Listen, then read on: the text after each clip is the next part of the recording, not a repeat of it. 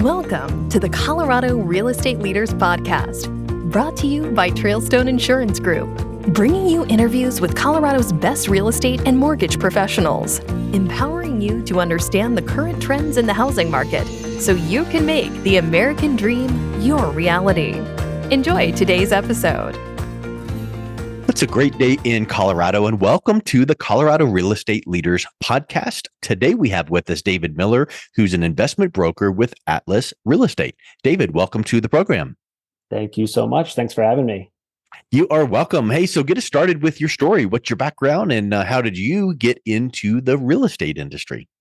Yeah, so I actually started, I wasn't always in real estate. I used to be a TV director grinding away in New York City, good for about 15 years or so. And I bought my first sort of primary home back in 2009 in Brooklyn, New York.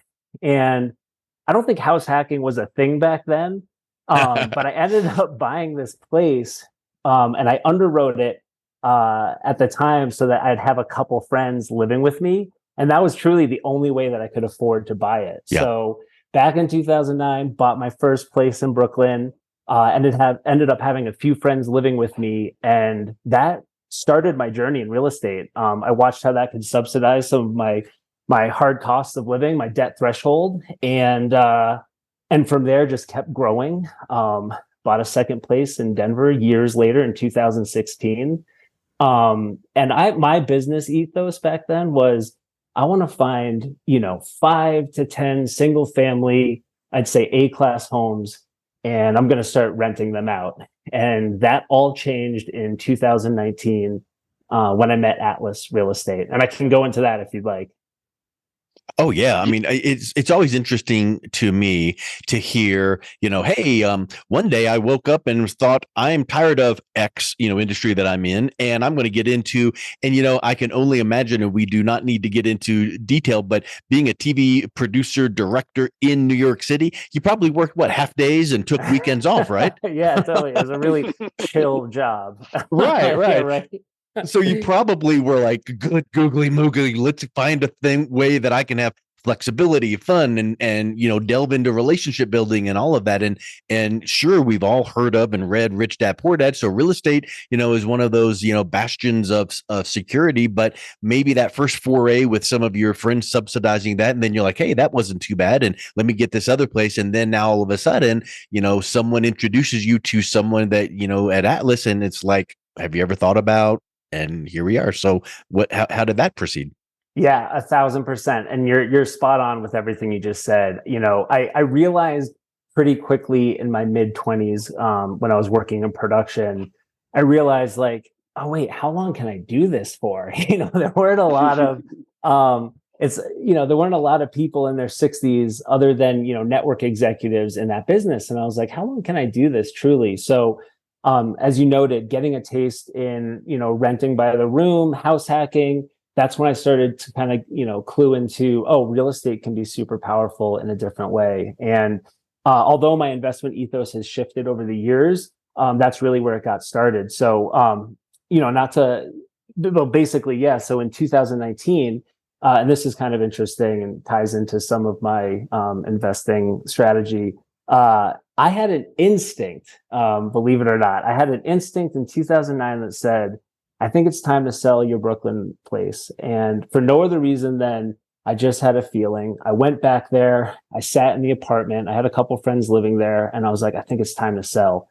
So I ended up meeting a realtor who's phenomenal out there.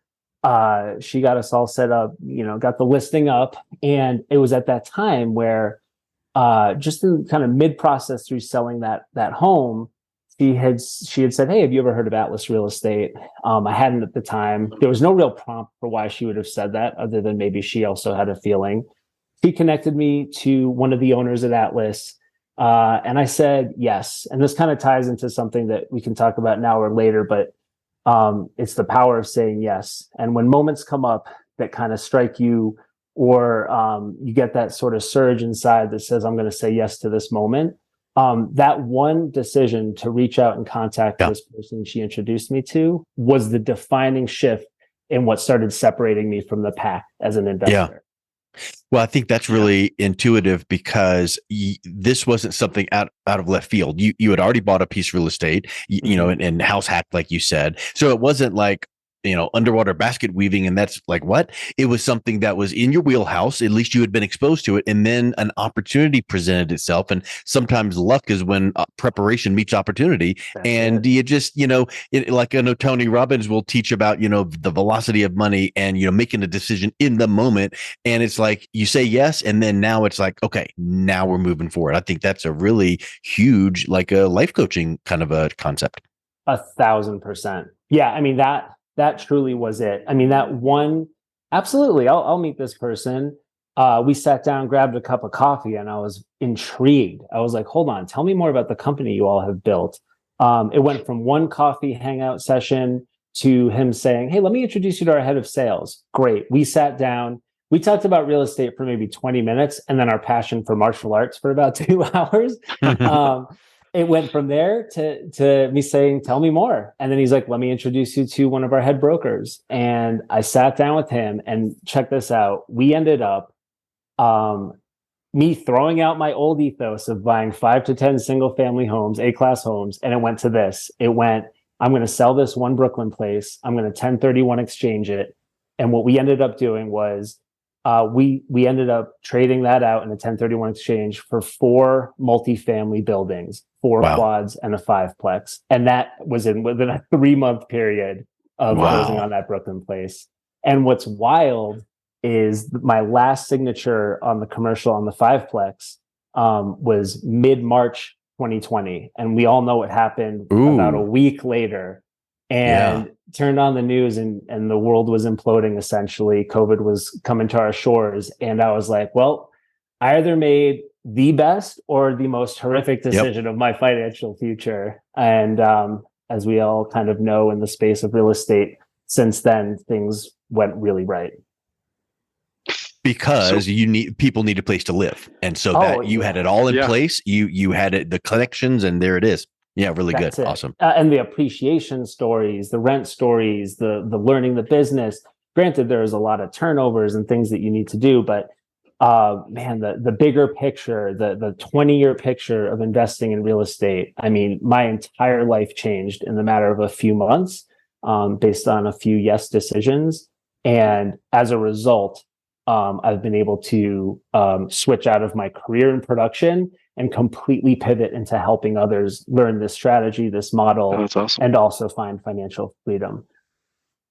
So, David, you had mentioned the power of saying yes, and I want to get into that a lot more in a minute or two. But help the listeners understand, what are the type of clients that you typically work with? Because you mentioned Atlas and everything else, but what is your specialty there, and what what do you help your clients with? It's a great question. So I've been super fortunate, from an investing perspective. I've been in it for several years. As a broker now, I'm just at I'll be at my 2-year mark towards the end of this year as an actual broker. I spent the first 1.5 years working on our residential side. And then in between there, it transitioned over to our AIB team, which is our Atlas Investment Brokerage. So I've been super fortunate. Atlas, we have several revenue streams within the company. We have our residential division in partnership with other bigger companies. We have a partnership with a fund. We have property management where we manage over 9,000 doors in 7 different markets. And then we have my division, which is the Atlas Investment Brokerage team. So to answer your question about who we work with, it's everything from a first-time investor who's in a $250,000 budget to somebody who's doing a multi-million-dollar 1031 exchange, looking to diversify their portfolio.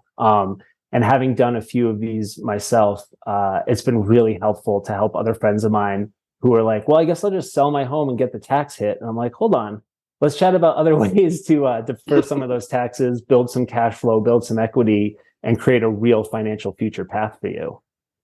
Sure. Yeah. Well, awesome. So let's get back to the power of saying yes, because you said yes, and it sounds like it's going well for you.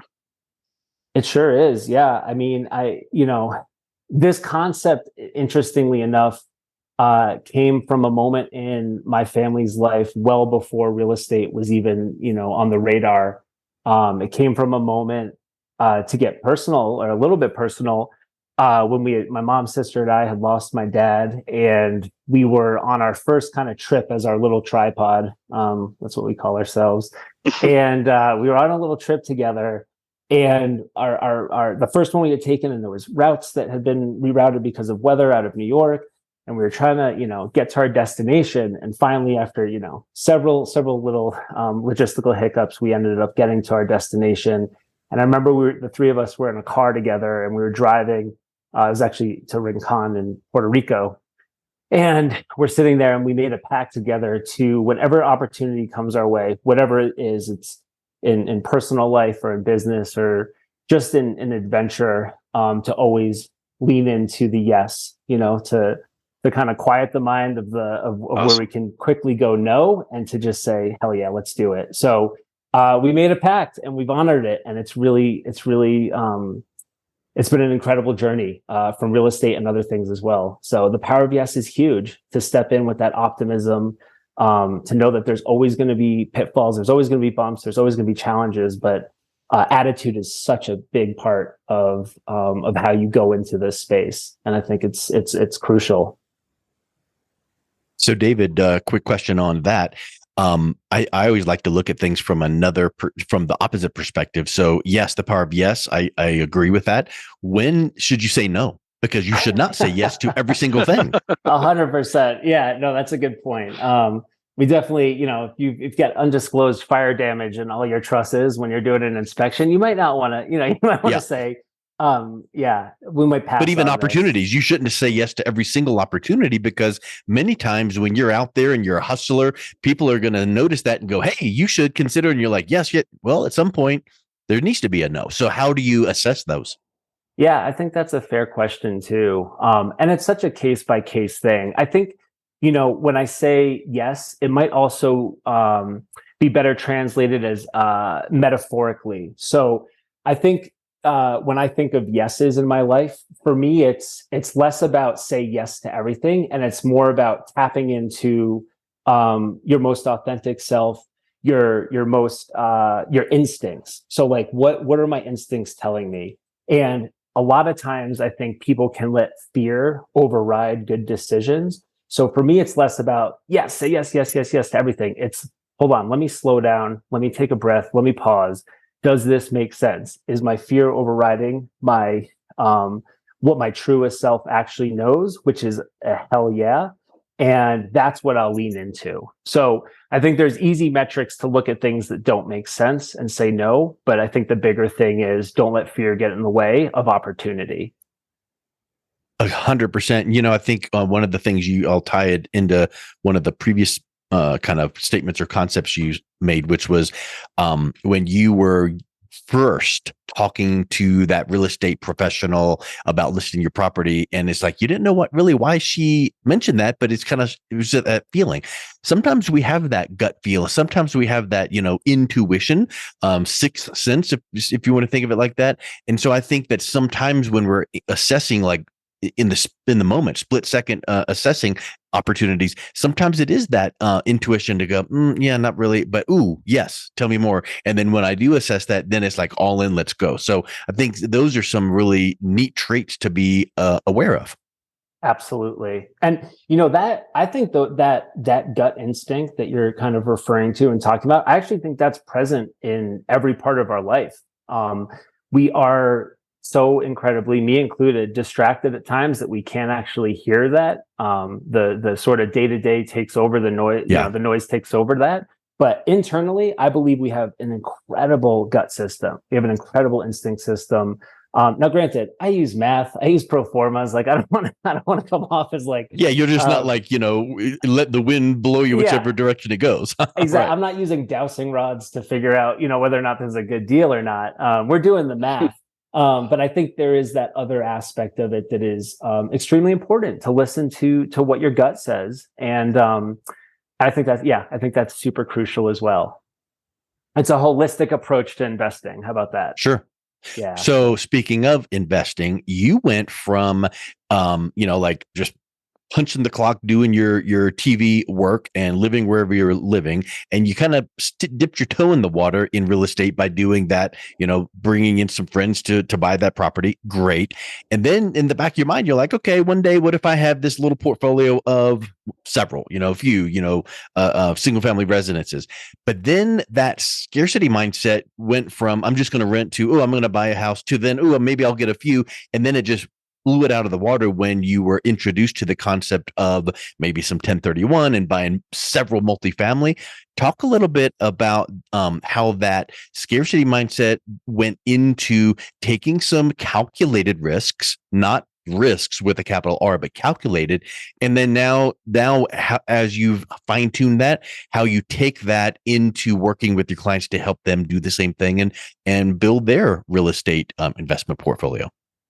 Absolutely. Yeah, I think it's really easy to allow that scarcity mindset that you're talking about to take over some what otherwise would be good business decisions. And, I think finding the multifamily space, so much of that came from just curiosity. I don't think there's anything wrong with a single family strategy. I think that's phenomenal. People do really well that way. I don't think there's anything wrong with building a short-term or a medium-term or a long-term rental portfolio or diversifying all three. I think for me, such a big part of what I do when I work with clients, I would say 85+% is education. There are so many tax benefits that are never spoken about.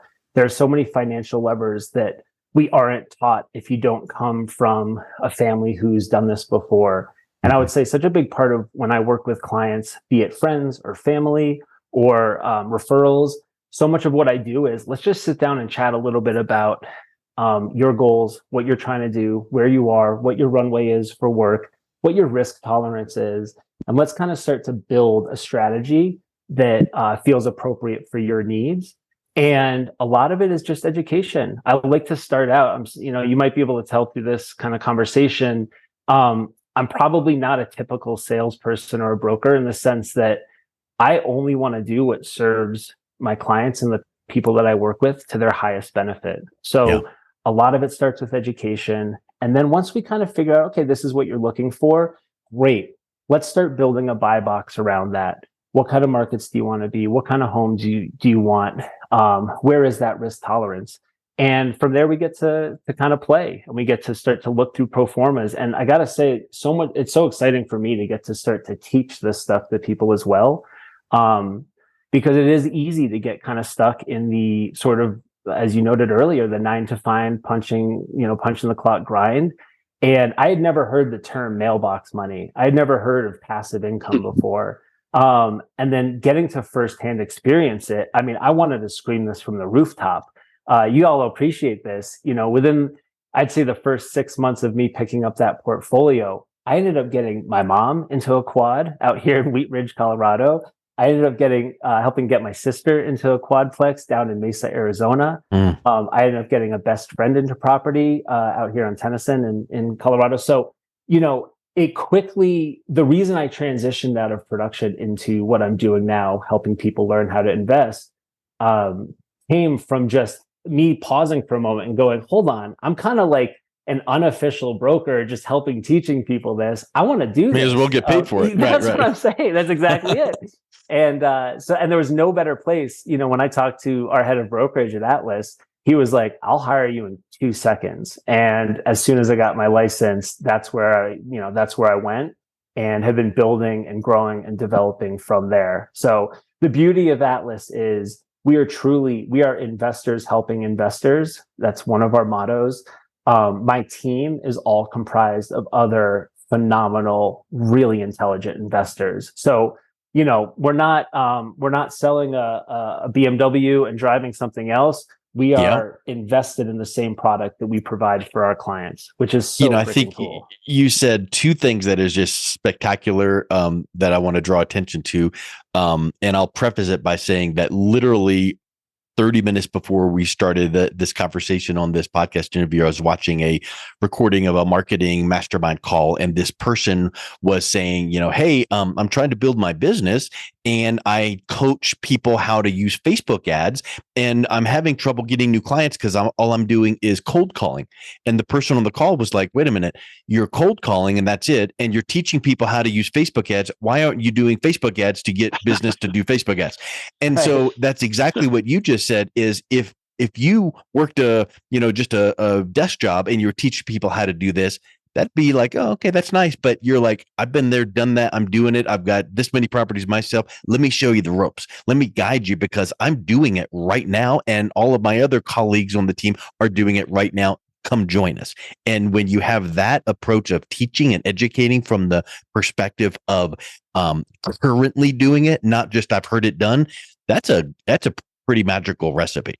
Absolutely. Yeah, you're 100% spot on. And having the team, having the network, having everyone who's seen everything throughout decades worth of investing knowledge is incredible. I mean, today I've had 3 other phone calls with investors, including my managing broker, because I was working through, a referral lead source question, and he's right there. So, it's such a blessing to have this team and this network. And Atlas in particular is a phenomenal company in how we view our investors, our clients, our team members. It's a special place. I've never seen a company be able to marry business acumen with humanity in such a cool way that just really resonates with who I am as a person.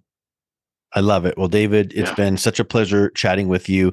If someone is listening to this going, I want a little bit of that action, let me learn more, let me see what it's all about, what's the best way they can learn more and then also reach out and connect with you? Yeah, absolutely. You can email me. Just reach out. My email is david.miller@realatlas.com. david.miller@realatlas.com. And then you can provide, whatever you want for my cell phone number or website link so people can get to know a little bit more about me. And then I would just say, for anybody who's interested or even might think this is a little out of reach for me, every investor started with one property. Nobody jumped in and got 100 doors off the bat. They start with one and it grows from there. And that's what I'd love to help somebody do. Awesome. Well, it's been such a pleasure talking with you, David. Thank you so much for coming on today. Absolutely. Thank you all so much. Have a great day. Thank you for listening to the Colorado Real Estate Leaders Podcast, brought to you by Trailstone Insurance Group. To learn more about the topics mentioned on today's show or listen to past episodes, visit www.coloradorealestateleaders.com.